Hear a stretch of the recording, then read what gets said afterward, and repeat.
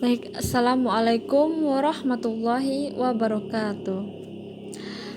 Saya Tazkiyah Mardiatus Syahidah dari UIN Imam Bonjol Padang. Kali ini saya akan menjelaskan kalamul insya, insya talabi, dan insya ghairul talabi dalam mata kuliah ilmu ma'ani. Yang pertama yaitu pengertian kalam insya. Pengertian secara bahasa berasal dari bahasa Arab yang artinya ansya'u yunsyi'un insya'un, mewujudkan, mengembangkan atau menimbulkan. Secara istilah yaitu huwa kalamu la yahtamilu sidqu wal kadhiba fi dzatihi. Kalam insya adalah suatu kalimat yang tidak mengandung kemungkinan benar maupun bohong dalam zatnya. Contoh, ya Khalid, la tatribu kalbun. Hai Khalid, jangan kau pukul anjing itu. Nah, perkataan seperti di atas hanya mengandung pengertian larangan memukul anjing, tidak mengandung pengertian benar ataupun bohong. Artinya dapat dinyatakan kecuali dengan pengucapan berdasarkan bentuk kalimat itu sendiri, baik berupa tuntutan, perintah, larangan, dan lainnya. Yang selanjutnya yaitu pembagian kalam insya. Pertama, insya talabi. Kalam insya talabi yaitu ungkapan kalimat yang menuntun suatu permintaan yang belum diperoleh ketika memintanya. Maksud dari belum diperoleh ketika memintanya yaitu lafaz perintah terlebih dahulu diucapkan, kemudian disusul dengan implementasi atau pelaksanaan dari perintah tersebut. Artinya perintah dan pelaksanaan tidak bersamaan. Contoh, ya Khalid kum.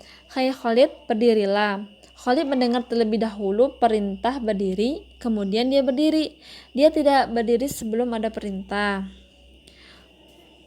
Selanjutnya, kalam insya tidak hanya dalam bentuk perintah, namun terdapat beberapa model lain diantaranya. Yang pertama itu perintah amar.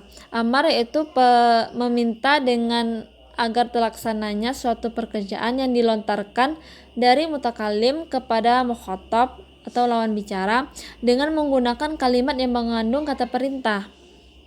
Contoh, khudil kitabu biquwah. Ambillah kitab itu dengan kuat. Untuk menyusun kalam amar ada 4 sigoh yang biasa digunakan. Yang pertama fi'il amar, seperti contoh yang di atas. Yang kedua isim fi'il amar, kata isim yang bermakna fi'il atau kata kerja. Hayya 'alas sholah, marilah melaksanakan sholat. Yang ketiga fi'il mudhari, yang disertai dengan la amar. Fi'il mudhari yang disertai la amar maknanya sama dengan amar, yaitu perintah. Liyunfiqu dzu sa'atin biquwwah, hendaklah kamu berinfak ketika dalam keleluasaan. Kata-kata itu hendaklah. Yang keempat masdar pengganti fi'il. Masdar yang posisinya berfungsi sebagai pengganti fi'il yang dibuang bisa juga bermakna amar. Sa'yan fil khairi, berusahalah pada hal-hal yang baik. Baik, yang selanjutnya yaitu nahi. Nahi yaitu secara bahasa kebalikan dari amar. Nahi bentuk masdar dari naha yanha nahyan, yang artinya mencegah atau melarang. Sedangkan menurut istilah yaitu ungkapan yang meminta agar sesuatu perbuatan dijauhi yang dikeluarkan oleh orang berkedudukan yang lebih tinggi kepada yang berkedudukan rendah, atau mencegah untuk melakukan pekerjaan tertentu. Contoh, wala taqrabuz zina innahu kana fahisyatan wa sa'a sabila. Dan janganlah kamu mendekati zina, sesungguhnya zina itu suatu perbuatan keji dan suatu jalan yang buruk. Adapun sigat nahi yaitu yang pertama fi'il mudhari yang dihubungkan dengan yang menunjukkan larangan atau menyatakan tidak boleh melakukan perbuatan. Contoh, wala taqrabu malal yatimi illa billati hiya ahsan hatta yablugha asyuddah. Dan janganlah kamu dekati harta anak yatim kecuali dengan cara yang lebih bermanfaat hingga sampai ia dewasa. Yang kedua, kata yang berbentuk perintah untuk meninggalkan suatu perbuatan.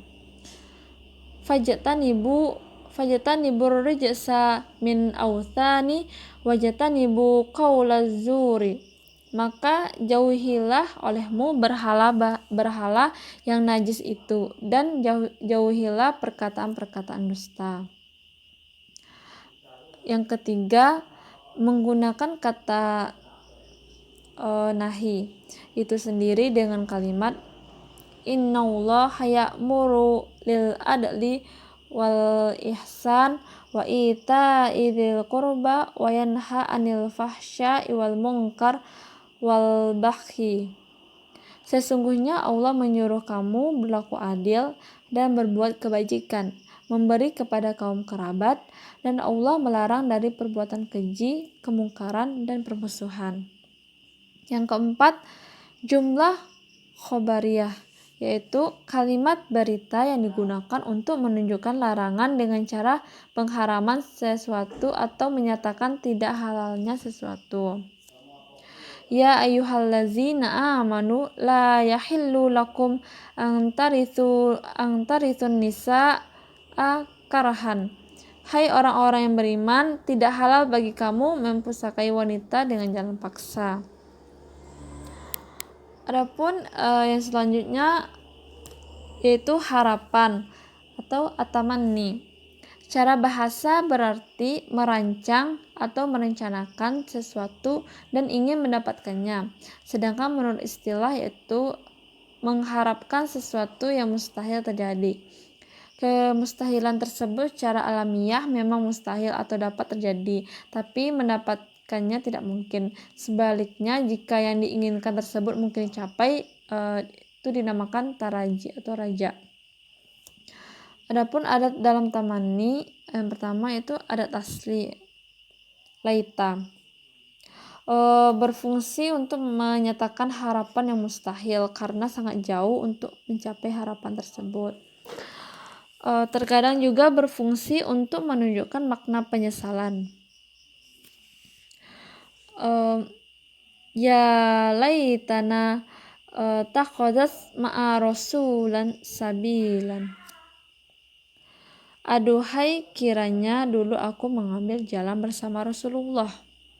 Nah itu kata-kata penyesalan itu. Yang kedua, adat yang bukan asli. Lau, menunjukkan suatu hal yang muhal, perkara yang diangan-angankan itu juga muhal.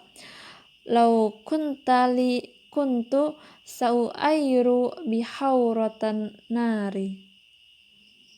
Seandainya kau menjadi milikku, akan kuseberangi lautan api. Nah, itu jelas tidak mungkin sekali. Yang selanjutnya itu yang ketiga, adat yang bukan asli la'alla, menunjukkan suatu hal yang diharapkan memang jauh untuk dicapainya dan seolah-olah tidak bisa diharapkan. La'alla ila man qad huwaita atirun. Semoga aku bisa terbang sampai pada seseorang yang sangat aku cintai. Yang keempat, adat yang bukan asli itu hal, berfungsi untuk menyatakan sempurnanya perhatian terhadap sesuatu yang diangan-angankan dalam bentuk mungkin, tidak, belum tentu. Itulah sesuatu yang ditanyakan. Fahal lana min syufa'aun fayashfa'u lana. Maka adakah bagi kami pemberi syafaat yang akan memberi syafaat bagi kami. Yang selanjutnya itu yang keempat, kata tanya, istifham. Cara bahasa berarti meminta pemahaman atau minta pengertian. Sedangkan menurut istilah thalabul ilmi bisyai', menuntut pengetahuan tentang sesuatu. Suatu kalimat yang menggunakan kata tanya dinamakan jumlah istifhamiyah, yaitu kalimat yang berfungsi untuk meminta informasi tentang sesuatu yang belum diketahui sebelumnya dengan menggunakan salah satu huruf istifham. Adapun bentuk-bentuk kata tanya itu hamzah. Hamzah digunakan untuk mencari pengetahuan tentang gambaran mufradat atau nisbah. Syataro anta ambai'u, apakah kamu itu pembeli atau penjual? Nah, selanjutnya itu man, digunakan untuk menanyakan keterangan makhluk yang berakal. Selanjutnya hal, digunakan untuk mencari pengetahuan tentang tasdik. Ma, digunakan untuk menanyakan keterangan nama atau hakikat sesuatu yang bernama. Mata, digunakan untuk menanyakan keterangan waktu lampau maupun yang akan datang. Kaifa, digunakan untuk menanyakan keadaan. Ayyana, digunakan untuk menanyakan keterangan waktu yang akan datang secara khusus. Ayu, digunakan untuk menanyakan keterangan salah satu dari dua hal yang berserikat dalam suatu perkara. Kam, digunakan untuk menanyakan jumlah. Aina, digunakan untuk menanyakan tempat. Anna berarti bagaimana, dari mana, dan kapan. Selanjutnya yaitu seruan atau nida. Sedangkan menurut istilah ialah nida adalah tuntutan mutakallim yang menghendaki orang yang diajak bicara menghadapnya dengan menggunakan salah satu huruf nida. Bentuk-bentuk nida itu hamzah, ayya, digunakan untuk memanggil munada yang dekat. Muhammad, hai Muhammad, itu karena berarti Muhammad ini dekat dari orang yang memanggilnya. Selanjutnya ayya, hayya, digunakan untuk memanggil munada yang jauh. Wow, mengungkapkan suatu ratapan. Selanjutnya ya, untuk seluruh munada baik dekat, jauh, atau sedang. Pembagian kalam insya yang selanjutnya yaitu insya ghairu talabi. Kalam insya ghairu talabi yaitu ungkapan kalimat yang tidak bisa tercapai pada waktu adanya tuntutan, atau kalimat yang tidak menghendaki terjadinya sesuatu yang belum terjadi pada waktu itu diucapkan atau waktu menghendakinya. Kalam ghairu insya terdapat beberapa bentuk diantaranya, yaitu pujian. Biasanya menggunakan kata na'am. Contoh, na'am khalqan amanah, sebaik-baik budi pekerti adalah sifat amanah. Selanjutnya sumpah, biasanya menggunakan kata waw dan ba. Contoh, wallahi la najahu la bil mujahadah. Demi Allah tidak ada suatu keberhasilan kecuali dengan kerja keras. Selanjutnya yaitu takjub. Contohnya ajmalus sama, betapa indahnya langit itu. Baik, mungkin hanya itu yang dapat saya jelaskan. Akhir kalam, assalamualaikum warahmatullahi wabarakatuh.